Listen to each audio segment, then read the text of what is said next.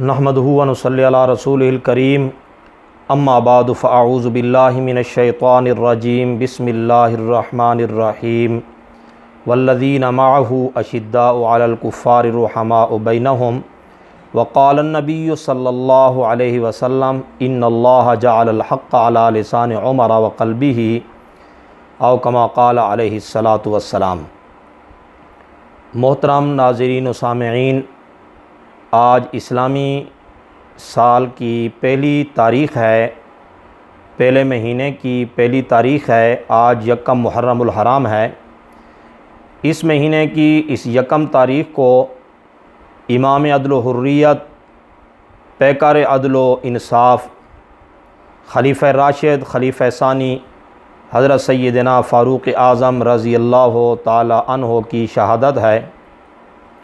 حضرت سیدنا فاروق اعظم رضی اللہ تعالی عنہ وہ صحابی رسول ہیں جن کو نبی علیہ الصلوۃ والسلام نے خود اللہ تعالیٰ سے مانگا ہے، اور اللہ تعالیٰ نے حضرت عمر جیسا بہادر اور جری انسان نبی علیہ الصلوۃ والسلام کی خدمت اقدس کے اندر بھیجا ہے۔ حضرت عمر رضی اللہ تعالی عنہ بہادری کے اندر، جرأت کے اندر، شجاعت کے اندر، اسی طرح عاجزی اور انکساری کے اندر اپنی مثال آپ ہیں۔ حضرت فاروق اعظم رضی اللہ تعالی عنہ کا نام عمر ہے، والد کا نام خطاب ہے۔ نبی علیہ الصلوۃ والسلام کی مجلس میں جب تشریف لائے تو نبی علیہ السلام سے فاروق کا لقب پایا ہے۔ کوئی 39 نمبر پر یہ مسلمان ہوئے، اور پھر تمام پچھلے جو ساتھی تھے ان کو کراس کرتے کرتے دوسرے نمبر پر آ پہنچے، اور امیر المومنین کا لقب پانے والے ہیں۔ آپ علیہ الصلوۃ والسلام جب دنیا کے اندر تشریف فرما تھے تو حضرات صحابہ کرام حضور علیہ السلام سے جا کر اس طرح عرض کرتے تھے، یا رسول اللہ۔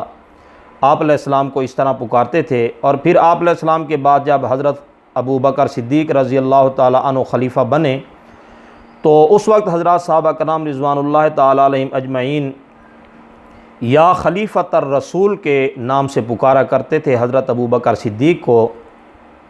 پھر حضرت ابو بکر صدیق رضی اللہ تعالیٰ عنہ کے بعد جب حضرت عمر رضی اللہ تعالیٰ عنہ خلیفہ بنے تو پھر ان کو کہا جاتا تھا یا خلیفۃ الرسول، یا یوں کہتے تھے یا خلیفۃ رسول اللہ صلی اللہ علیہ وسلم۔ یہ بات ذرا لمبی ہوتی تھی، تو اس لیے حضرت عمر رضی اللہ تعالیٰ عنہ نے فرمایا کہ کوئی مختصر لفظ جو ہے ایجاد کرنا چاہیے۔ تو اسی سوچ و بچار کے اندر تھے۔ حضرت عمر بن عاص رضی اللہ تعالیٰ عنہ مسجد کے اندر تھے، اور بدوی لوگ، دیہاتی لوگ حضرت عمر رضی اللہ تعالیٰ عنہ کی خدمت میں حاضر ہوئے، تو انہوں نے آ کر فی البدیہہ کہا، این امیر المومنین، امیر المومنین کہاں ہیں؟ تو حضرت عمر بن عاص رضی اللہ تعالیٰ عنہ بھاگتے ہوئے گئے، حضرت عمر رضی اللہ تعالیٰ عنہ کو جا کر کہا، السلام علیکم یا امیر المومنین۔ تو حضرت عمر رضی اللہ تعالیٰ عنہ نے فرمایا کہ یہ تو کہاں سے لایا، تو خود تو نہیں کہہ سکتا کیونکہ پہلے اس سے مشورہ ہو چکا ہے۔ تو حضرت عمر بن عاص نے عرض کیا کہ بدوی لوگ، دیہاتی لوگ آئے ہوئے ہیں، انہوں نے جو ہے فی البدیہہ آ کر کہا کہ این امیر المؤمنین، امیر المومنین کہاں ہیں؟ تو حضرت عمر رضی اللہ تعالیٰ عنہ کو سب سے پہلے امیر المومنین کا لقب ملا ہے، اور پھر یہ لقب چلتا چلتا یہ سلطنت عثمانیہ جب ختم ہوئی تو اس وقت یہ امیر المومنین کا لقب جو ہے ماند پڑ گیا۔ اس سے پہلے امیر المومنین کا لقب تھا جی۔ تو حضرت عمر رضی اللہ تعالیٰ عنہ کی یکم محرم الحرام کو شہادت ہوئی۔ اصل میں 23 ہجری 26 ذو الحجہ صبح کی نماز میں حضرت عمر رضی اللہ تعالیٰ عنہ نماز پڑھا رہے تھے کہ ایک آدمی جو مجوسی تھا، ایران کے رہنے والا تھا، جس کا نام فیروز تھا، ابو لولو اس کا لقب، ابو لولو اس کی کنیت تھی، لولو اس کی چھوٹی بیٹی کا نام تھا، ابو لولو فیروز۔ تو وہ چھپا ہوا تھا۔ صبح کی نماز میں انہوں نے حضرت عمر رضی اللہ تعالیٰ عنہ پر حملہ کیا، اور حضرت عمر رضی اللہ تعالیٰ عنہ زخمی حالت کے اندر وہیں مصلی رسول پر گر پڑے۔ حضرت عبد الرحمن بن عوف رضی اللہ تعالیٰ عنہ حضرت عمر رضی اللہ عنہ کی جگہ پر آئے، انہوں نے نماز کو مکمل کیا۔ پھر اس کے بعد یہ بدبخت جب نکلا ابو لولو مجوسی، تو 3 صحابہ کرام اور کو بھی شہید کیا۔ پھر حضرات صحابہ کرام نماز سے فارغ ہو کر جب اس کو پکڑنے لگے تو اس بدبخت نے خودکشی کر لی، اپنی موت آپ مر گیا۔ تو اس سے معلوم ہوا کہ جو صحابہ کرام کا دشمن ہوگا تو وہ خودکشی کرے گا، وہ اپنے آپ کو ہمیشہ کے لیے مارتا پھرے گا۔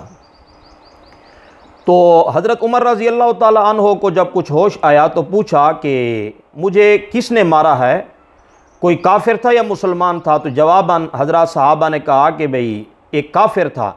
تو حضرت عمر رضی اللہ عنہ کی زبان سے یہ الفاظ نے، فزت ورب الکعبہ، رب کعبہ کی قسم میں تو کامیاب ہو گیا ہوں، کہ میرا قاتل جو ہے وہ کوئی مسلمان نہیں ہے، میرا قاتل کافر ہے، اس لیے میں شہید ہوں۔